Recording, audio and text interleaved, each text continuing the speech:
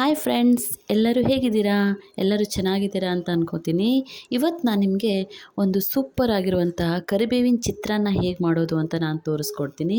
ಇಲ್ಲಿ ನೋಡಿ, ನಾನಿವಾಗ ಒಂದು ಜಾರ್ ತೊಗೊಂಡಿದ್ದೀನಿ. ಆ ಜಾರಲ್ಲಿ ಒಂದು ಕೈ ಮುಷ್ಟಿ ಆಗುವಷ್ಟು ಕರಿಬೇವು, ಕೊತ್ತಂಬರಿ ಸೊಪ್ಪು, 2 ಹಸಿಮೆಣಸು, ನಿಮಗೆ ಖಾರಕ್ಕೆ ಎಷ್ಟು ಬೇಕು ಅಂತ ನೋಡಿ, ನಾನಿಲ್ಲಿ 2 ಹಾಕಿದ್ದೀನಿ.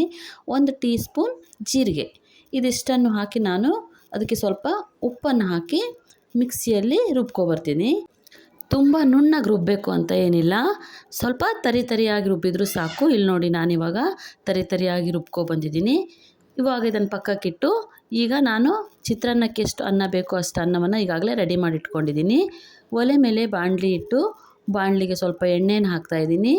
ಎಣ್ಣೆ ಕಾದ್ಮೇಲೆ ಅದಕ್ಕೆ ಸಾಸಿವೆ, ಒಂದು ಸ್ವಲ್ಪ ಜೀರಿಗೆ, ಚಿತ್ರಾನ್ನಕ್ಕೆ ಶೇಂಗಾ ಇಲ್ಲ ಅಂದರೆ ಆಗುತ್ತಾ, ಶೇಂಗಾವನ್ನು ಈಗ ನಾನು ಹಾಕ್ತಾಯಿದ್ದೀನಿ.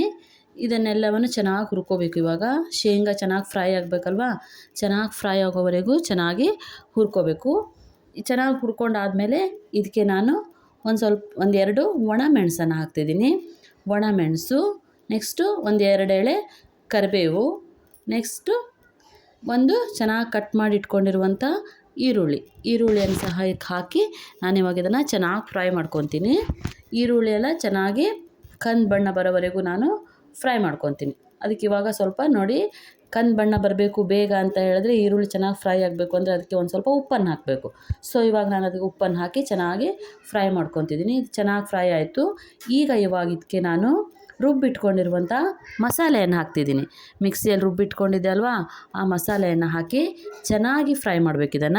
ಇದು ಎಣ್ಣೆ ಬಿಡೋವರೆಗೂ ಚೆನ್ನಾಗಿ ಫ್ರೈ ಮಾಡಬೇಕಾಗುತ್ತೆ. ಇಲ್ಲಿ ನೋಡಿ, ನಾನಿವಾಗ ಇದನ್ನು ಚೆನ್ನಾಗಿ ಎಣ್ಣೆ ಬಿಡೋವರೆಗೂ ಫ್ರೈ ಮಾಡ್ಕೊಂಡಿದ್ದೀನಿ. ಇವಾಗ ಇದಕ್ಕೆ ನಾನು ಸ್ವಲ್ಪ ಅರಿಶಿನವನ್ನು ಮಿಕ್ಸ್ ಮಾಡ್ತಿದ್ದೀನಿ. ಅರಿಶಿನವನ್ನು ಹಾಕಿ ಚೆನ್ನಾಗಿ ಇದನ್ನು ಕಲಿಸ್ಕೋಬೇಕಾಗುತ್ತೆ. ಇದೆಲ್ಲ ಚೆನ್ನಾಗಿ ಮಿಕ್ಸ್ ಆಗಬೇಕು. ಇದಾದರೆ ಆಯಿತು. ಇವಾಗ ಒಗ್ಗರಣೆ ರೆಡಿಯಾಗಿದೆ. ಇವಾಗಲೇ ನಾನು ರೆಡಿ ಮಾಡಿ ಇಟ್ಕೊಂಡಿರುವಂಥ ಅನ್ನವನ್ನು ಹಾಕಿ ಇವಾಗ ಕಲಿಸ್ತಿದ್ದೀನಿ. ಇವಾಗ ಇದಕ್ಕೆ ಮೇನ್ ಇನ್ನೊಂದು ಇಂಗ್ರೀಡಿಯೆಂಟ್ಸ್ ಏನಂತ ಹೇಳಿದ್ರೆ, ನಾವು ಲಿಂಬುವನ್ನು ಹಾಕಬೇಕಾಗುತ್ತೆ. ಇವಾಗ ನಾನು ಲಿಂಬು ರಸವನ್ನು ರೆಡಿ ಮಾಡಿ ಇಟ್ಕೊಂಡಿದ್ದೀನಿ. ಈ ಲಿಂಬು ರಸವನ್ನು ಇವಾಗ ಇದಕ್ಕೆ ಸೇರಿಸಿ ಚೆನ್ನಾಗಿ ಮಿಕ್ಸ್ ಮಾಡ್ತಿದ್ದೀನಿ. ಈ ಟೈಮಲ್ಲಿ ನೀವು ಇದು ಉಪ್ಪು ಮತ್ತು ಹುಳಿ ಕರೆಕ್ಟ್ ಆಗಿದೆನಾ ಅಂತ ಚೆಕ್ ಮಾಡಿಕೊಂಡು, ಕಡಿಮೆ ಇದ್ದರೆ ನೀವು ಸ್ವಲ್ಪ ಅದಕ್ಕೆ ಲಿಂಬು ರಸವನ್ನು, ಉಪ್ಪನ್ನು ಸೇರಿಸ್ಕೊಂಡು ಕಲಿಸ್ಕೋಬೋದು. ಇಲ್ಲಿ ನೋಡಿ, ಇವಾಗ ನನ್ನ ಚಿತ್ರಾನ್ನ ರೆಡಿಯಾಗಿದೆ. ಟೇಸ್ಟ್ ಅಂತೂ ಸೂಪರಾಗಿ ಬಂದಿದೆ. ನೀವು ಒಂದು ಸಲ ಮನೆಯಲ್ಲಿ ಟ್ರೈ ಮಾಡಿ ಫ್ರೆಂಡ್ಸ್. ಹೇಗೆ ಬಂದಿದೆ ಅಂತ ಕಮೆಂಟ್ ಮಾಡಿ ತಿಳಿಸಿ. Bye friends, thank you.